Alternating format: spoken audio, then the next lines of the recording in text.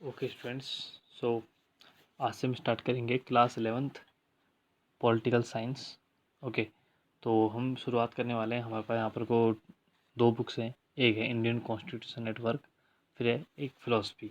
ठीक है, जिसमें हम पूरी फ़िलासफ़ी के बारे में पढ़ेंगे, इंडियन कॉन्स्टिट्यूशन की जो फ़िलासफ़ी है। ठीक है, तो शुरुआत करेंगे हम इंडियन कॉन्स्टिट्यूशन नेटवर्क से, क्योंकि बेसिक यहाँ पर को मुद्दा ये रहेगा कि हम अपने इंडियन कॉन्स्टिट्यूशन को समझें।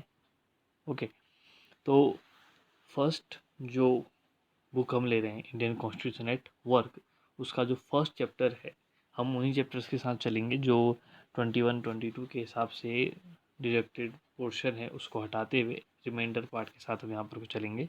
ठीक है, तो constitution why and how, the first one chapter is constitution why and how, means constitution क्यों और कैसे। It you have to understand dear students कि कॉन्स्टिट्यूशन क्यों आया और कैसे आया, ये बहुत ज़रूरी है जानना, क्योंकि आप लोग क्लास 11th में है, पॉलिटिकल साइंस भी और आपका सब्जेक्ट है, तो बहुत ज़रूरी है आने वाले अपकमिंग आपके फ्यूचर के लिए ये समझना बहुत ज़रूरी है कि कॉन्स्टिट्यूशन क्या है और क्यों है और कैसे है, मतलब क्यों ज़रूरी हुआ बनाना और कैसे बना। ये दोनों क्वेश्चंस के जवाब आपको इस चैप्टर को पढ़ने के बाद मिलने वाले हैं। एक बार का इंट्रोडक्शन देख लेते हैं। This book is about the working of the Indian Constitution. In the chapter that follow, you will read information about the various aspects of the working of our Constitution. You will learn about the various institutions of the government in our country and their relationship with each other. तो यहाँ पर को हम पूरी book के बारे में ही पढ़ने वाले हैं कि इंडियन कॉन्स्टिट्यूशन काम कैसे करता है। ठीक है, उसके वेरियस एस्पेक्ट्स क्या हैं और उसके जो अदर रिलेशंस हैं, अदर कंट्री के साथ रिलेशनशिप है, वो किस तरह से है और वो वो किस तरह से मैनेज की जाती है। ठीक है, और बट इससे पहले कि हम इसमें इलेक्शंस के बारे में पढ़ें, गवर्नमेंट्स के बारे में पढ़ें, प्रेसिडेंट के बारे में पढ़ें, प्राइम मिनिस्टर के बारे में पढ़ें, इससे पहले ये समझना बहुत ज़रूरी हो जाता है कि कॉन्स्टिट्यूशन कैसे बना। ठीक है, ज़रूरी क्यों था। ठीक है, ये बहुत ज़रूरी है पढ़ना। ठीक है, but before you begin to read about election government and as president and prime minister, it is necessary to understand that the entire structure of the government and the various principles that behind the institution of government have their origin in the constitution of India. तो ये समझना ज़रूरी है कि जो भी हमारे ये इलेक्शन गवर्नमेंट प्रेसिडेंट है सब काम कर रहे हैं, इनका सबका जो सोर्स है, ओरिजिन है, वो कॉन्स्टिट्यूशन ऑफ इंडिया ही है। ठीक है, अब इस चैप्टर को पढ़ने के बाद आपको क्या क्या क्वेश्चन के आंसर कर पाएंगे आप। What a constitution mean, you can answer that. What a constitution does to the society, how constitution govern the allocation of power in society, and what was the way in which the constitution of India was made। तो ये 4 question के answers आप at last मैं आपको ये मौका दूंगा कि आप इनके आंसर्स लिखें। ठीक है, ये बहुत ज़रूरी है आपकी थिंकिंग स्किल्स को बढ़ाने के लिए कि आप कितना समझे, आपको कितना समझ में आया। ये जब आप when you will write the answer of these 4 questions, then you will come to know। okay, now why do we need a constitution? भाई आप खुद ही सोचो, अब कॉन्स्टिट्यूशन की ज़रूरत क्यों पड़ रही है। अब बेसिकली कॉन्स्टिट्यूशन है क्या, एक तरह का रूल बुक है, जैसा मैंने आपको पहले भी बताया था। एक रूल बुक है जिसमें डू एंड डोंट्स के बारे में बताया गया है कि आपको क्या करना है, क्या नहीं करना है। ठीक है, अब कॉन्स्टिट्यूशन है क्या, फंक्शन क्या है, कैसे परफॉर्म करता है। ठीक है, किसी और ये हमारी डेली एग्जिस्टेंस में कैसे आता है। ये क्वेश्चन बहुत टफ नहीं है, आपको इसका आंसर समझ में आ जाएगा। अब समझिए, आप इसको हम एक एग्जांपल के तरह से समझते हैं। Let us assume that you are a member of a largely group. ठीक है, आप बहुत बड़े ग्रुप का हिस्सा हैं।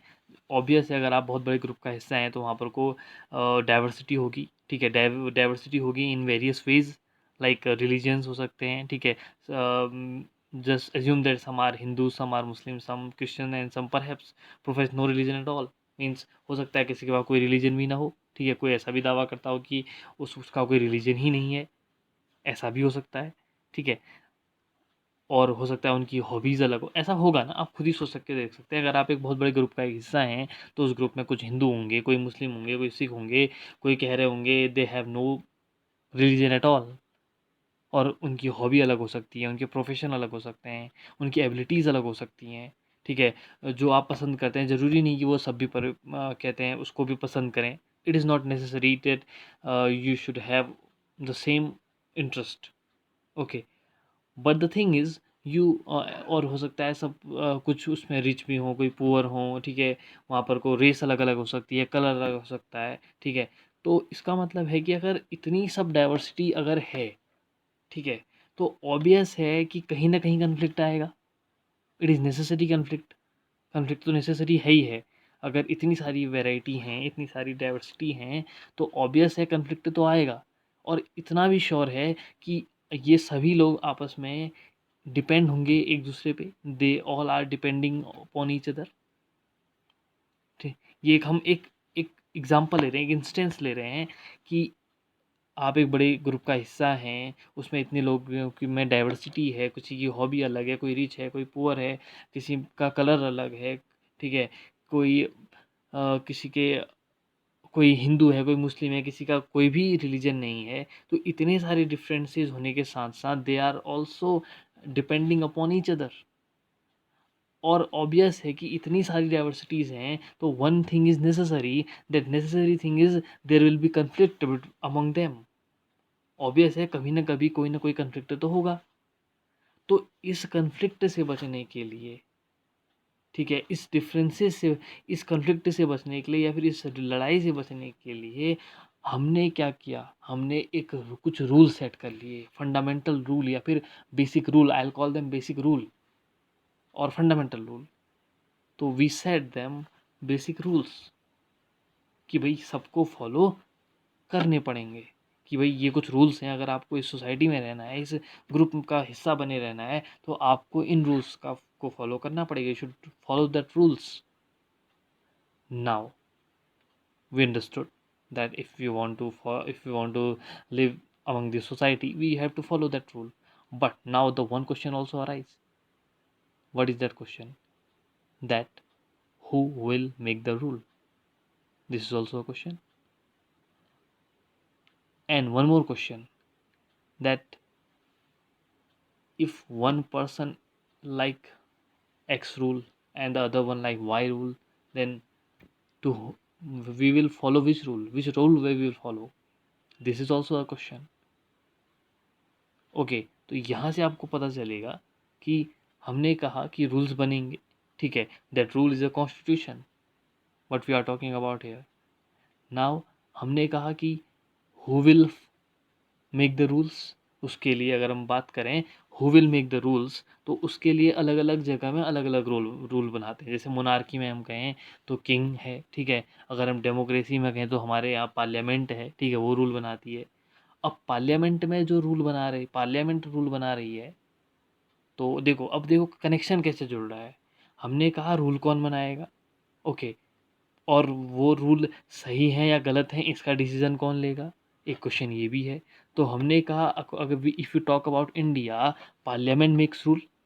Now the who is giving authority to parliament to make rules? Constitution is giving authority to parliament to make the rules, ठीक है। अब कॉन्स्टिट्यूशन में क्या लिखा गया है? कॉन्स्टिट्यूशन में लिखा गया है we the people of India. Means कि वो पार्लियामेंट को पावर भी कौन दे रहा है?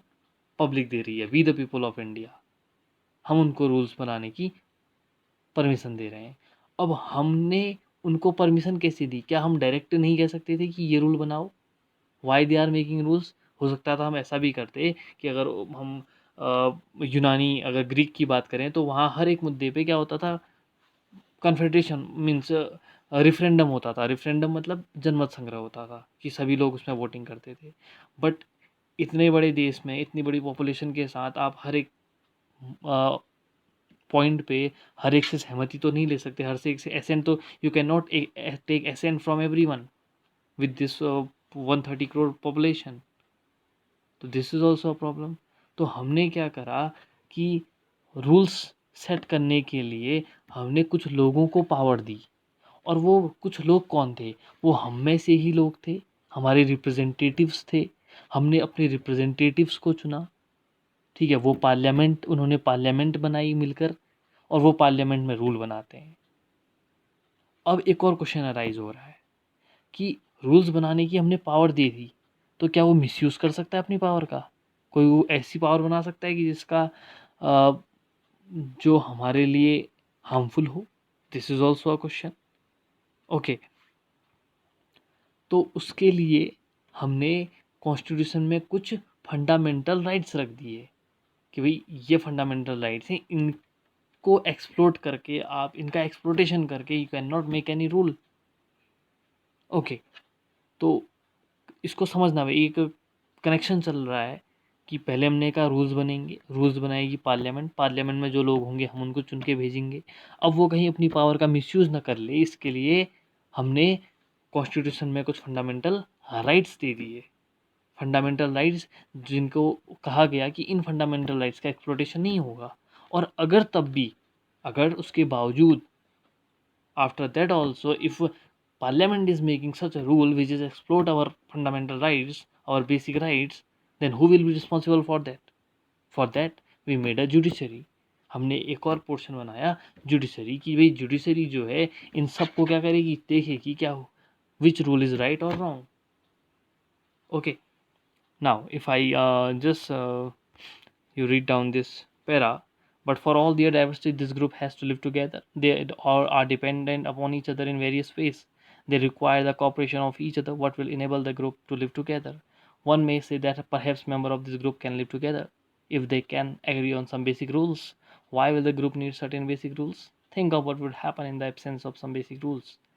And this is also question कि हमने कहा कि बेसिक रूल्स होंगे अगर उन लोगों को ग्रुप में एक साथ रहना है, बट अगर वो नहीं होगा, अगर वो रूल्स ना हो तो आप समझ सकते हैं, अगर कोई रूल नहीं होगा तो फिर उस एब्सेंस ऑफ रूल में क्या हो सकता है, ठीक है, राइट्स हो सकते हैं, कुछ भी हो सकता है, what ever can be happen. Okay,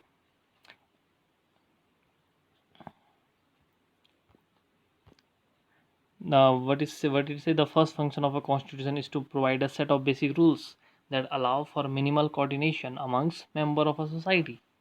तो जो फर्स्ट फंक्शन है, यहाँ पर 4 फंक्शन आपको देखने को मिलेंगे। जो तो फर्स्ट फंक्शन है कॉन्स्टिट्यूशन का is to provide a set of basic rules that follow that allow for minimal coordination amongst member of a society. तो कॉन्स्टिट्यूशन का पहला फंक्शन ही ये है कि वो एक सेट ऑफ बेसिक रूल बनाए जो हर कोई, सोसाइटी का हर कोई उसको क्या करेगा, फॉलो करेगा, मिनिमल कोऑर्डिनेशन होगा, ठीक है, हर किसी का एक मिनिमम कोऑर्डिनेशन होगा, ठीक है भाई, ये तो करना ही करना है, मतलब कि कुछ रूल ऐसे हैं जो you have to follow that particular rules. Okay,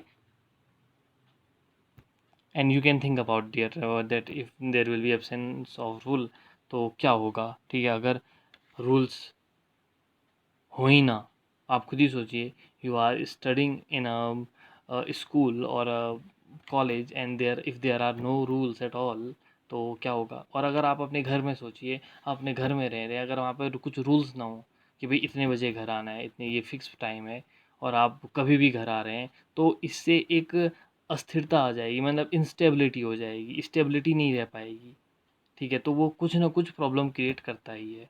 तो ये नहीं कि ये रूल्स अगर घर में ही लागू हो रहे हैं तो ऑब्वियस है इसने फिर, जब इतनी छोटी यूनिट के लिए, family is the smallest unit we can say, तो अगर इतनी छोटी यूनिट के लिए रूल्स लग रहे हैं तो इतनी बड़ी पॉपुलेशन के लिए तो rules that it is very must.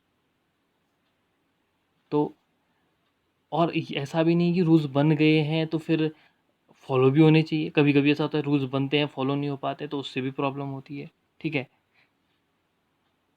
क्योंकि अगर एश्योरेंस ही नहीं मिलेगा तो फिर फ़ायदा क्या, फिर तो रूल्स ना हो तो भी ठीक है। तो यहाँ तक का आपको बात समझ में आई होगी, कुछ थोड़ा सा चीज़ें डीप चलेंगी, ठीक है, हम काफ़ी डीप इसमें एक्सप्लेनेशन करेंगे, थोड़ा समझेंगे चीज़ों को। तो हो सकता है स्पीड मेरी ज़्यादा हो तो अपनी वीडियो की स्पीड मत बढ़ा देना, यहाँ ऑलरेडी स्पीड ज़्यादा ही चल रही है अभी। Okay, then specification of decision making power, as I told कि कौन रूल बनाएगा, कौन गवर्न करेगा, इसके लिए भी तो पावर, इसके लिए भी तो रूल्स बनेंगे ना।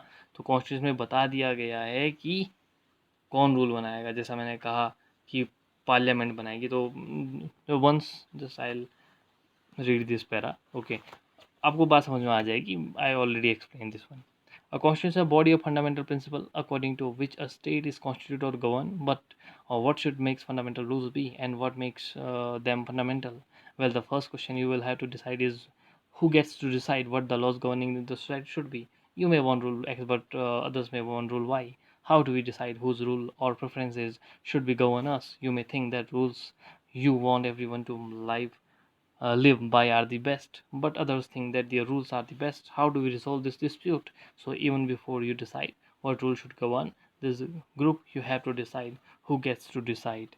तो पहली बात तो ये कि डिसाइड कौन करेगा भाई, हमने कह दिया दैट रूल बनेंगे तो कौन डिसाइड करेगा, तो कॉन्स्टिट्यूशन ने ये भी हमको बता दिया कि who is going to decide, ठीक है।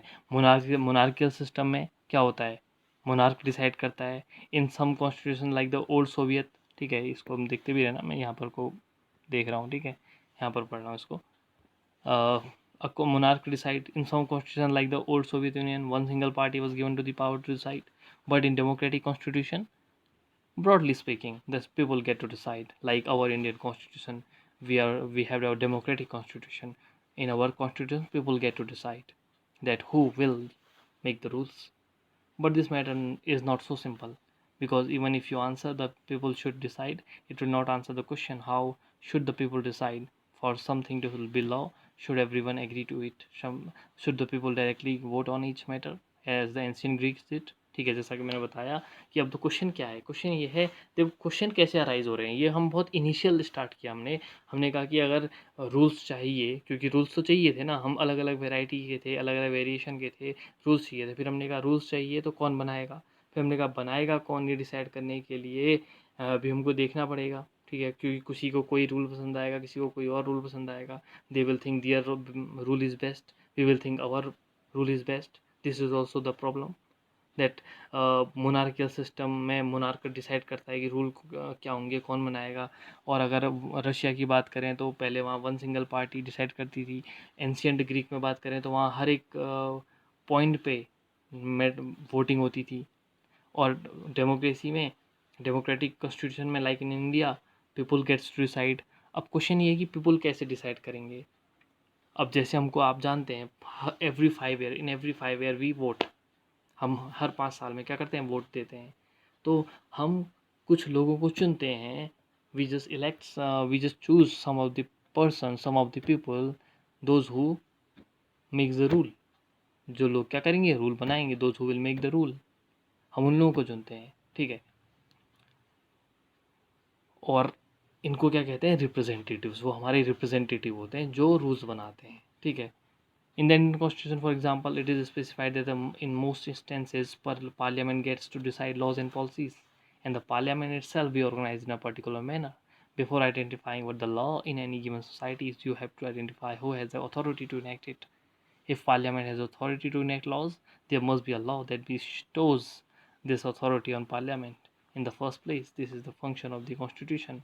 This is an authority that constitutes government in the first place. The second function of a constitution to specify who has the power to make the decision in a society. It decides how the government will be constituted. तो first function हमने देखा कि एक basic rules का set होना चाहिए। Second function हमने कहा कि कॉन्स्टिट्यूशन ये बता रहा है कि कौन रूल बनाएगा।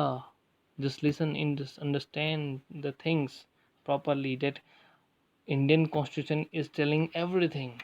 Indian Constitution is saying there will be a set of basic rules, and the other hand, Indian Constitution is saying that Indian Constitution is telling us the one more thing, that who will make the rules.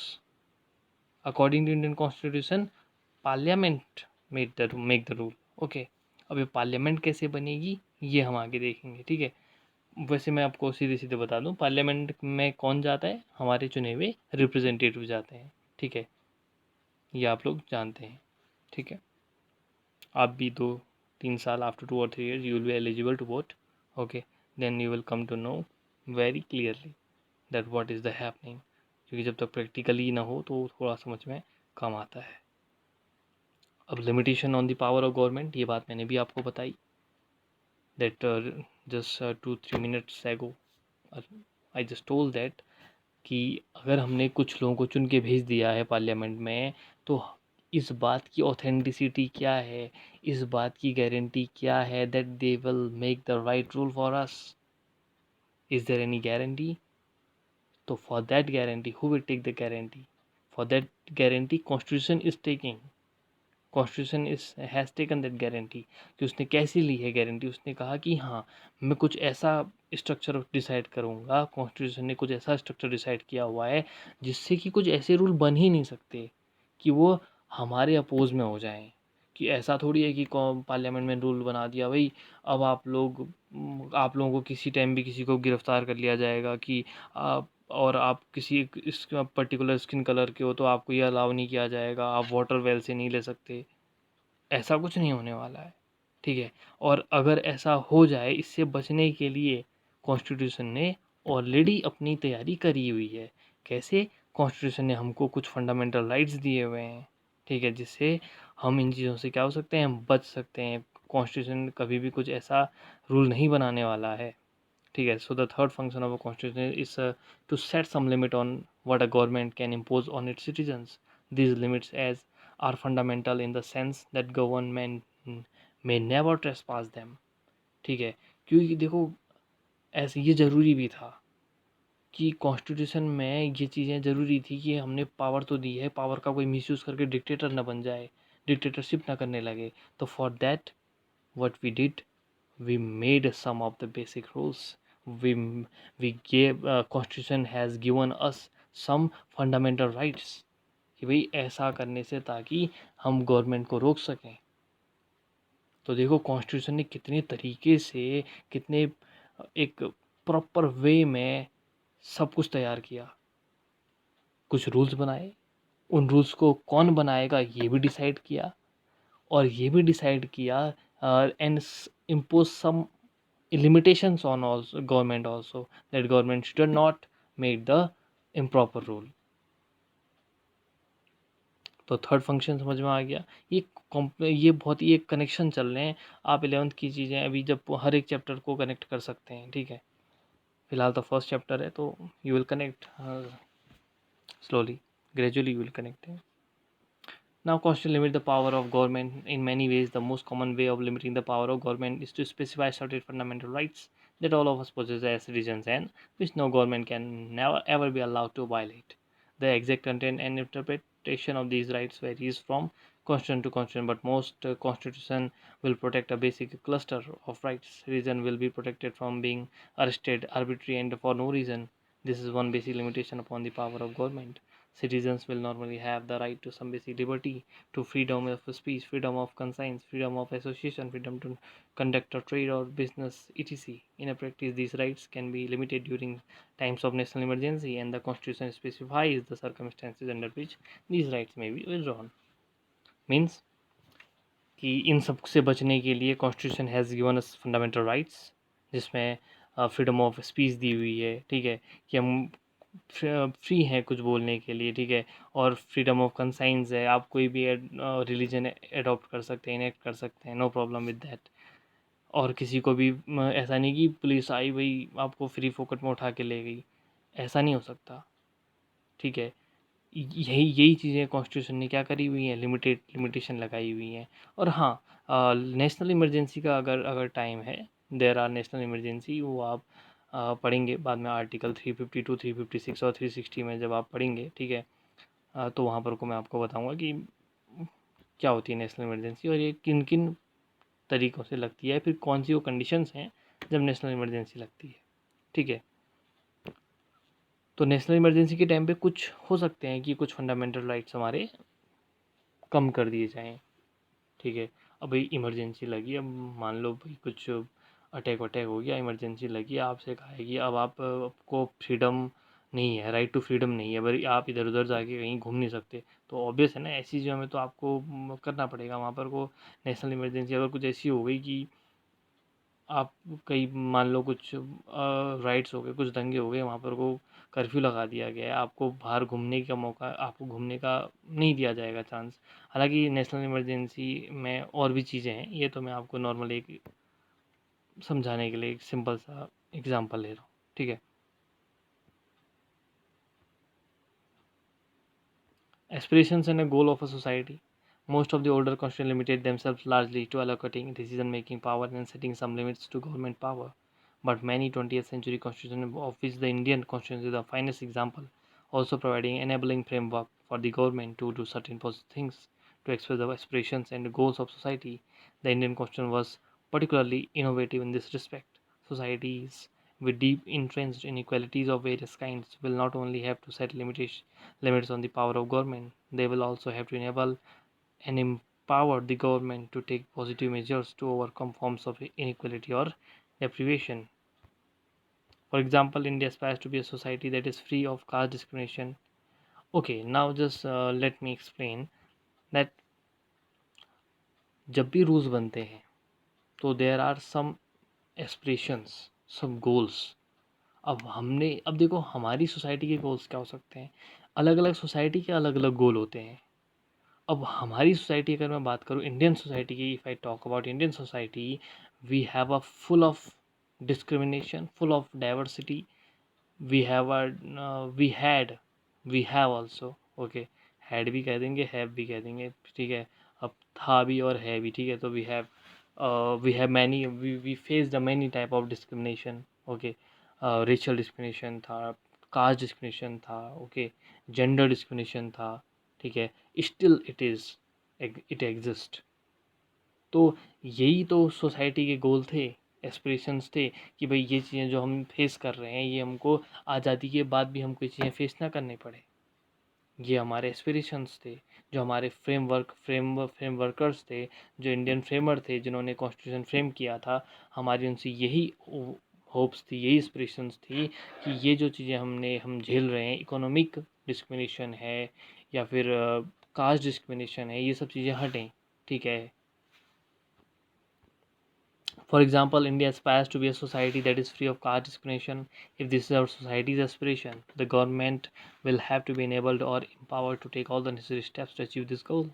In a country like South Africa, which had a deep history of racial discrimination, it's a new constitution had to enable the government to end racial discrimination.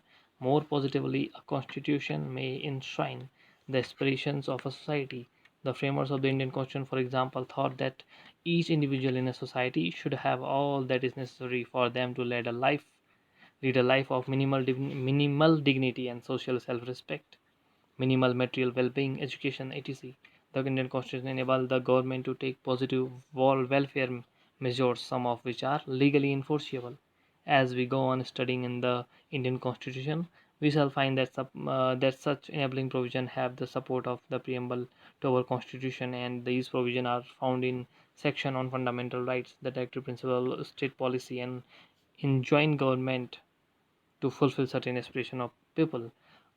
ये है, देखिए हमारी Indian society की बात करें तो हमने caste discrimination देखा था, ठीक है। तो हमारा ये एम था कि जब इंडिया आज़ाद हो जाए तो कुछ ऐसा कॉन्स्टिट्यूशन बने जहाँ पर कोई कास्ट डिस्क्रिमिनेशन ना हो।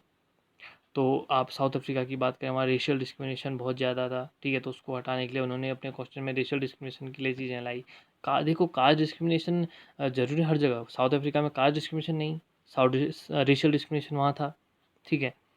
अब कॉन्स्टिट्यूशन, जो इंडियन कॉन्स्टिट्यूशन की अगर मैं बात करूँ, तो हमने कुछ ऐसा रूल बनाया कि एटलीस्ट किसी भी सिटीजन को, किसी पर्सन को क्या मिले, मिनिमल डिग्निटी मिले, सोशल सेल्फ रिस्पेक्ट मिले, ठीक है, एजुकेशन मिले। और इन्हीं सब बातों के लिए, इन्हीं सब मुद्दों के लिए, इन्हीं सब पॉइंट्स के लिए हमने रूल्स भी बनाए। जैसे फंडामेंटल राइट्स हैं, उसमें हमने बताया कि सबको equal right, equality before law मिलेगा, ठीक है, कोई डिस्क्रिमिनेशन नहीं होगा, ठीक है। और हमने directive principle of state policy है, उसमें हमने बता रखा है। ये सब चीज़ें हमने एक बार कॉन्स्टिट्यूशन में डिस्कस किया हुआ है, ठीक है। फंडामेंटल राइट्स हो गए और directive principle of state policy है, ठीक है। इसमें हमने सब बताया है कि ये सब मीन्स, ये कुछ बातें ऐसी हैं लाइक फंडामेंटल राइट्स हैं या फिर directive principle of state policy हैं, इनमें उन सब एस्पिरेशंस और उन सब गोल्स को आप देख सकते हैं, जो हम इंडियन पीपल थे उनकी जो होप्स थे, उन एस्पिरेशंस को आप कॉन्स्टिट्यूशन के इन फंडामेंटल राइट्स में और directive principle of state policy में आप इन सब को देख सकते हो, ठीक है। ये सब मुद्दे आपको यहाँ पर को दिख जाएंगे, you can see easily. The fourth function of constitution is to enable the government to fulfill the aspiration of a society and create conditions for a just society. Okay, तो ये फोर्थ फंक्शन मिले, ठीक है। यहाँ पर को हमको four functions आपने देखे कि कौन कौन से फंक्शंस हैं। तो इससे हमको पता चलता है कि कॉन्स्टिट्यूशन का what is the main aim, what is the main aim of our constitution makers.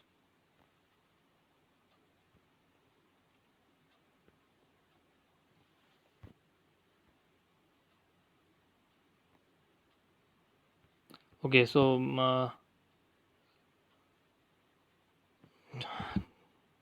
this is enough for today only. Okay, in the next video we will continue this one. इसमें हम अब next video में हम क्या देखेंगे कि constitution makers ने constitution बनाया कैसे, उस समय का फिनोमिना क्या था, प्रॉब्लम्स क्या थी, ठीक है, और उन्हीं के अकॉर्डिंग उन्होंने कैसे रूल्स सेट करे, ठीक है। हम ये जानते हैं ना कि 2 year 11 month 18 days they had taken for making the constitution of India।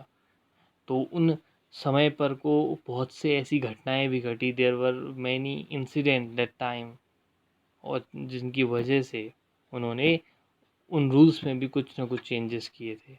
तो ये सब चीज़ें हम इसको फिर नेक्स्ट वीडियो में देखेंगे, क्या क्या देखेंगे। इनेबलिंग प्रोविजन ऑफ कॉन्स्टिट्यूशन है, fundamental identity of people, okay, the authority of a constitution, we will talk about it in the next video. Okay.